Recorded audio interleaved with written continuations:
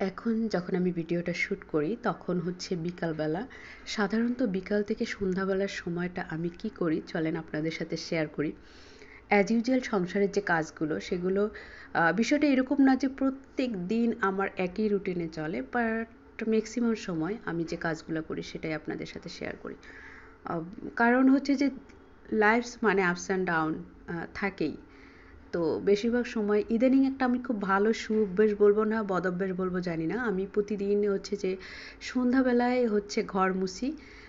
মানে শোয়ার আগে আর কি, ঘুমানোর আগে সকালবেলা উঠে যখন আমি ঘরটা একদম ক্লিন পাই, যে একটা পায়ের নিচে ধুলা পড়তেছে না, ঘরটা একদম সুন্দর, তো আমার না কেন জানি খুব ভালো একটা ফিল হয়। আগে তো গোসল করার আগেই ঘর মানে মুছতাম, এখন কেন জানি একটা অভ্যাস হয়ে গেছে যে রাতের বেলা সন্ধ্যাবেলা ঘুমানোর আগে ঘরটা মুছে একদম সব রান্নাবান্নার কাজ শেষ করে বাচ্চাদেরকে খাওয়া আমি ঘরটা মুছে নিচে ক্লিন হয়ে তারপর ঘুমাইতে যাই। এটা লাস্ট হচ্ছে যে 20 দিন থেকে আমি কাজটা করতেছি, but it feels better then before. আমি জানি না এটা আমার বদঅভ্যাস হয়ে গেছে না সুঅভ্যাস হয়ে গেছে, জানি না। তো আমার 2 বেলা, অনেক সময় 3 বেলাও রান্না হয়ে যায়। কারণ আমি খেয়াল করছি আমার বাচ্চারা সহ পরিবারের অন্যান্য সদস্যরা একবারের একটু তরকারি যদি রয়ে যায় ওই তরকারিটা দ্বিতীয়বার খেতে চায় না। তো আমি এজন্য কি করি, একটু করে তো রান্না হয়, দেখা যায় 2-3 বার রান্না হয়ে যায়। তো এখন হচ্ছে আমি রাতের রান্নার আয়োজন করতেছি। মাছ দিয়ে হচ্ছে একটা রান্না করব, মাছ দিয়ে পালং শাক দিয়ে। আর একটা হচ্ছে কাঁচা কলা দিয়ে মাছ রান্না ভুনা করব আর কি। এটা হচ্ছে সকালবেলা যদি একটু থেকে যায় তাহলে ওরা সকালবেলা খাবে, না থাকলে কোনো সমস্যা নাই। তো এখন আমি যখন আসরের নামাজের পরে এই আয়োজনগুলো চলতেছে, মাছগুলো আমি ক্লিন করে, আর আজকেই হচ্ছে যে আমার দুপুরবেলা মাছেরও বাজার হয়ে গেছে। তো সেখান থেকে আমি কয়েকটা পিস উঠা রাখছিলাম রাতের বেলা রান্না করার জন্য। এখন এই যে আমি রেসিপিটা করব এটার জন্য ছোট ছোট টুকরা করারই দরকার। দেখা যায় যে আপনি তরকারিটা কিভাবে রান্না করবেন, ভুনা করবেন নাকি সবজি দিবেন নাকি সাথে শাক দিবেন, সেই অনুযায়ী অবশ্য তরকারির কাটতে হয়। তো আমি আজকে শাক দিয়ে যে রেসিপিটা করব সেটার জন্য ছোট ছোট টুকরা করতেই হবে, এই জন্য পিসগুলোকে আমি হচ্ছে ছোট ছোট টুকরা করে তেলে ভেজে রান্নার আয়োজন চলতেছে। এদিকে আমি একটা মরিচের চাপা শুটকির ভর্তা করব, যেটাতে হচ্ছে তেল ছাড়া আমি এগুলো খুব ভালোভাবে ভেজে নিচ্ছি। এটা অবশ্যই এত ঝাল, এটা আমি আমার জন্য করতেছি কারণ এই ভর্তাটা কেউ খায় না। আমার হচ্ছে একটু ঝাল মাঝে মাঝে খেতে ভালো লাগে, আর এমনিতে আমি ঝাল খুব বেশি পছন্দ করি। আর এখন হচ্ছে আমি কাজগুলো করার পর এটাই যে লাস্ট ক্লিনিং তা না, আবার খাওয়া দাওয়ার পরে আবার হচ্ছে যে সিঙ্কটা পরিষ্কার করতে হয়। তো আমার ঘরটা ঝাড়ু দেওয়া শেষ, আমি এখন মুছে নিচ্ছি। ওই যে বললাম যে আমার একটা সুঅভ্যাস না বদঅভ্যাস হয়ে গেছে আমি জানি না, ইদানিং আমি প্রতিদিন সন্ধ্যাবেলায় ঘর মুছে তারপরে ঘুমাইতে যাই। আচ্ছা, আপনাদের সাথে একটা অনেক ইম্পর্টেন্ট কথা শেয়ার করি। আমাদের ডিসেম্বর মাস শেষ হতে যাচ্ছে, দ্যাট মিনস আমাদের জীবন থেকে আরও একটা বছর চলে যাচ্ছে। আমরা অনেক কিছুই পরিকল্পনা করি, অনেক কিছুই হতে চাই, অনেক কিছু করতে চাই, সব কিছু হয়ে ওঠে না।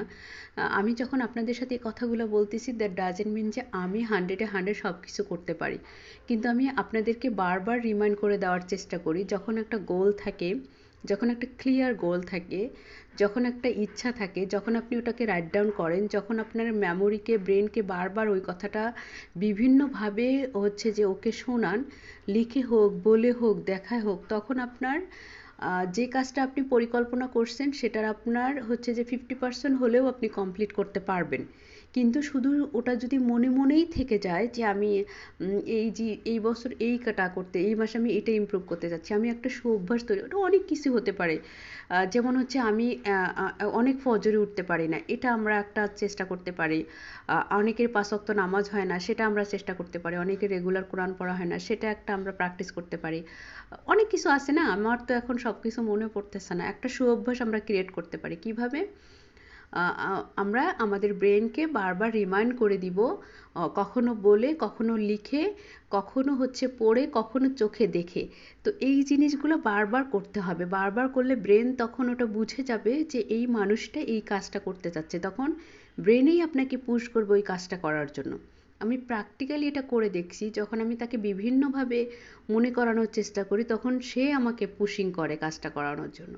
তো আমি আপনাদেরকে বলবো, যদি আপনারা এরকম নিজেদের ভিতরে কোনো কিছু করতে চান বা হচ্ছে পরিবর্তন আনতে চান, তাহলে আমাদেরকে সেই জিনিসটাকে রাট ডাউন করতে হবে, ওই ব্রেনকে বারবার শোনাতে হবে, বুঝাতে হবে যে আমি এটা করতে চাচ্ছি।